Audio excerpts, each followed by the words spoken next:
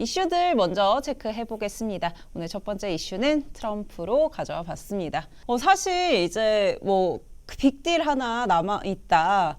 큰 거 하나 온다라고 이제 트루스 소셜에 올려서 저는 사실 이게 관세에 대한 이야기지 않을까라고 생각을 했었습니다. 네네. 근데 아마도 이제 TSMC 관련한 소식에 대한 예고가 아니었나라고 생각이 드는데요. 네. 내일 밤에 그런 발표가 있을 것이다라고 한 차례 올렸는데 확실히 TSMC가 엄청난 규모의 투자를 좀 발표를 했죠. 네. 좀 더 자세하게 살펴보시면은요. 우선은 TSMC가 미국에 1,000억 달러 투자하겠다라고 발표를 했습니다. 하나로 치면은 145조 원 정도 해당이 되고 있고요. 네. 4년간 미국 내 반도체 공장에 1,000억 달러 투자할 것이다. 라고 이야기를 했는데요.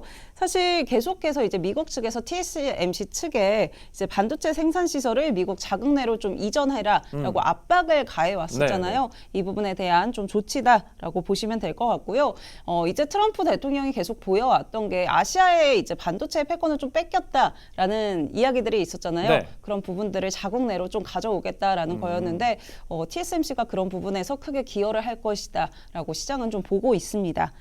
앞서 이제 TSMC 같은 경우는 2020년에 120달러 이 대미 투자를 시작을 했다라고 해요. 네. 그러면서 추가적으로 공장 2가지를 더 건설을 하면서 650억 달러를 좀 투자를 해왔는데 특히나 작년이었죠. 이제 바이든 행정부에서 네. 보조금 확정을 하면서 이런 부분들이 긍정적이었는데 아무래도 트럼프 행정부 들어서면서 이 부분이 좀 불투명했잖아요. 그런데 아무래도 이렇게 투자를 하다 보니까 조금 더 긍정적으로 그런 부분을 볼 수 있지 않을까라는 이야기들도 나오고 있는데 한번 이런 것들은 체크를 추후에 확인을 해보셔야 될 것 같습니다.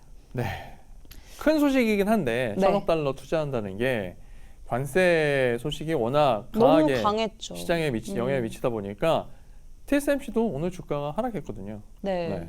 그래도 시장이 좀 이런 우려감을 어느 정도 해소한 이후에는 또 이런 소식들이 다시 그렇죠. 한번 부각이 될 수도 네, 있으니까요. 잘 체크해 보시면은 네. 도움 될 것 같습니다. 이 뉴스 킵 해두셨다가 네. 장 분위기 바뀌면 잘 활용하시면 좋겠습니다. 네, 또 국내 시장 같은 경우도 아무래도 반도체 이런 부분들 긍정적인 영향 줄 수 있지 않을까라는 생각 드니까요. 좀 추후에 추세들을 한번 잘 살펴보셔야 될 것 같습니다. 네. 그리고 두 번째도 역시 트럼프 지수의 하방 압력을 강하게 강했던 게 이제 관세 이야기였잖아요. 맞아요. 그래서 오늘 관세 이야기 한번 가져와 봤습니다. 우선은 시장에서 좀 기대했던 부분이 이제 멕시코나 캐나다의 관세에 부과하는 부분 다시 한번 연기가 되던가 어떤 좀 타협점이 있을 것이다라는 기대감도 있었는데 결국은 5% 관세 부과, 현지 시간 4일로 좀 부과가 된다라고 트럼프 대통령이 발표를 했죠. 사실 좀 더 기대감을 불러일으켰던 부분이 이제 미국 상무부 장관이죠. 루트닉이 캐나다랑 멕시코에서 국경에서 좋은 일을 해냈다라고 이야기를 하면서 국경 관리 잘 진행되고 있다라고 언급했던 부분들이 네. 조금 지연되지 않을까라는 그런 시장의 기대감도 있었던 모습이었습니다. 그냥 국경 관리만 잘 된다는 얘기를 했군요. 네, 맞습니다. 시장 상관없이. 네, 국경 관리 잘 되고 네, 있다라고 이야기를 하면서 사실 근데 이 부분이 관세 부과하는 거에 대한 근거가 좀 됐었기 때문에 기대감을 가졌던 모습이었는데 결국은 트럼프 대통령의 인터뷰를 통해서 예정대로 진행이 될 것이다. 모든 준비가 됐다. 내일 발효된다라고 이야기를 했습니다. 그러면서 캐나다 측에서도 좀 어떤 언급들이 있었는데요. 이제 에너지부 장관 측에서는 캐나다 관세 부과를 하게 되면은 캐나다가 보복할 것이다라고 언급을 했습니다. 네. 당연히 뭐 가만히 있을 수는 없잖아요. 그렇죠. 네. 그렇기 때문에 이런 언급들이 있었다라고 한번 보시면 될 것 같고 또 4일에 이제 진짜 부과가 되면은 25% 관세가 캐나다가 또 어떤 입장들을 내놓을지도 한번 확인해 보시는 것도 중요할 것 같습니다. 네. 이런 부분들도 한번 확인해 보시면 좋을 것 같고요. 또 역시나 중국에 대해서도 언급이 있었죠. 네, 역시나 뭐 펜타닐 계속해서 캐나다랑 멕시코 통해서 많이 유입이 되고 있다라고 이야기를 하면서 이런 같은 이웃단에서 중국에도 추가적인 관세 10% 발효될 것이다라고 발표를 했습니다. 근데 오늘 기준으로 해서 중국에서는 이제 양해가 개최가 네. 되거든요. 오늘 시작을 하고 또 내일 전인대 개막을 좀 시작을 합니다. 그러면서 일주일간 이 일정이 이어지는데요. 우선 이제 양회에서 가장 주목하는 부분은 이제 GDP의 목표치를 얼만큼 제시하느냐 이 맞아요. 부분을 좀 네. 많은 분들이 관심을 가지실 거고요. 또 하나 주목을 해야 되는 거는 이제 앞서 중국 측에서도 미국이 관세 10% 부과한 데 이어서 추가적으로 10% 부과를 하면 중국도 보복 검토하고 있다라고 이야기를 했었고 여기에서 이제 대표적으로 꼽히는 게 미국의 농산물이라던가 식품 등이 좀 우선순위에 올라가 있다고 네. 합니다. 아무래도 중국에서 미국 측의 이 수입품, 농산품을 굉장히 많이 수입하고 있기 때문에 이런 부분들을 좀 검토하고 있다라는 이야기들도 나오고 있는데요. 그럼에도 불구하고 트럼프 대통령은 좀 트루스 소셜에 이렇게 네. 올렸습니다. 이제 미국의 농산물에 대해서 미국 내에서 판매될 농산물 많이 생산할 준비를 해라 라고 이야기를 하면서 4월 2일부터 외부 제품에 대한 관세 부과가 될 것이다 라고 이야기를 했습니다. 4월 2일이면 이제 상호 관세에 대한 이야기인 거잖아요. 네. 근데 또 이 내수 시장에서 뭐 농산품 많이 이용이 될 것이다라는 좀 그런 가능성을 보여줬는데 과연 어떤 소식인지는 좀 지켜봐야 될 것 같고요. 우선은 이제 양회에서 아무래도 미국에서 이제 추가적인 관세를 부과한다라는 부분에 대해서 어떤 대응들을 좀 내놓을 수도 있다라고 가능성이 나오고 있기 때문에 이런 소식까지도 한번 체크는 해봐야 될 것 같습니다. 이 내용에 제일 뒤에 보시면 have fun이라고 써 있어요. 네. 이거 어떻게 해석을 해야 되죠? 뭐 즐겨라. 뭘 네. 즐겨야 되죠? 많이 생산하고 수입을 수입 관세가 많이 올라서 수입 막아줄 테니까. 자국 농산물을 많이 네. 이제 소비를 해줄 테니 이런 양상을 즐겨라 이렇게 해석하면 될까요? 네, 저는 그렇게 해석을 했는데 아무래도 이제 추가적인 이야기들 나오겠죠? 그럼 제가 또 네. 전달을 해드리도록 하겠습니다. 알겠습니다. 그리고 세 번째는 팀쿡 한번 가져와 봤습니다. 사실 네. 앞서서 조금 이야기를 해주셨더라고요.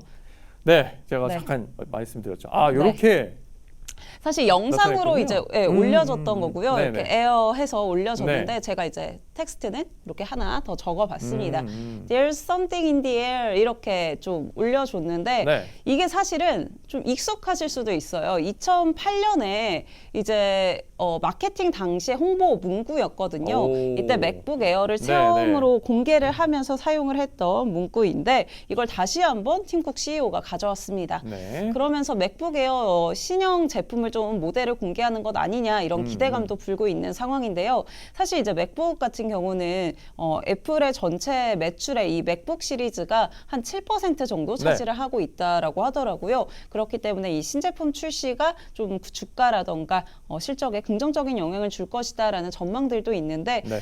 과연 신제품을 내놓을지 또 그런 부분들이 긍정적인 영향을 줄지 한번 확인해 보시면 좋을 것 같습니다. 과거에 2008년에는 화요일 오후에 발표했는데 오, 그러네요. 네.